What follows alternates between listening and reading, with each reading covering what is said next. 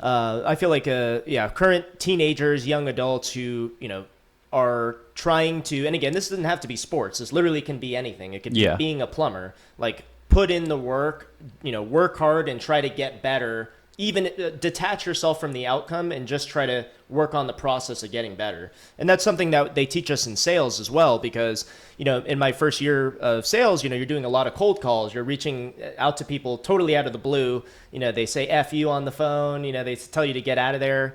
But really it's like, for when I started to get better was when I would detach from the outcome. I would detach, oh man, is this guy going to hang up on me? Is this guy going to do this or that?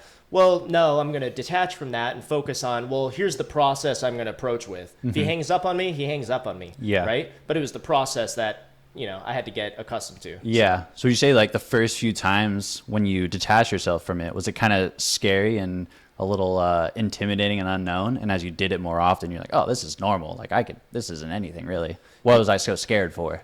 Yeah. Yeah, I would say so. And that's, I'm a big proponent of stoicism, like Stoic philosophy, which is control your controllables, right? And I think we've all been there where you're sitting in traffic, angry, right? And it's like, okay, well, you could be as mad as you want. You're stuck in traffic. There's literally nothing you can do about it. Yeah. So if you get fired, if you get maybe broken up with, whatever it may be, there's only so much you can control. And if you are controlling that or doing your best, if you literally tried your best to pass an exam and you still failed it, you should still feel good about yourself because you tried your best, right? You would hate to not try your best and then fail and then have those doubts about yourself. Yeah. I would totally say that that's something that I've both learned in my trying to pursue excellence in my career that transfers over to lifting weights, cardio, anything, right? Yeah. And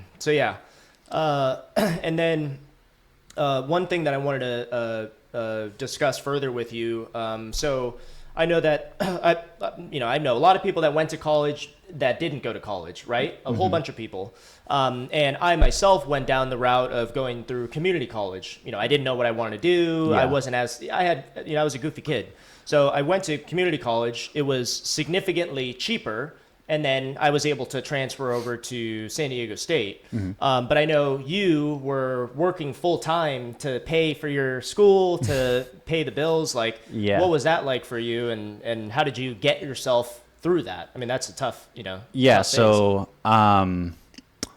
I chose to go to a 4-year university. And as we all know, it's pretty expensive to go to a 4-year university.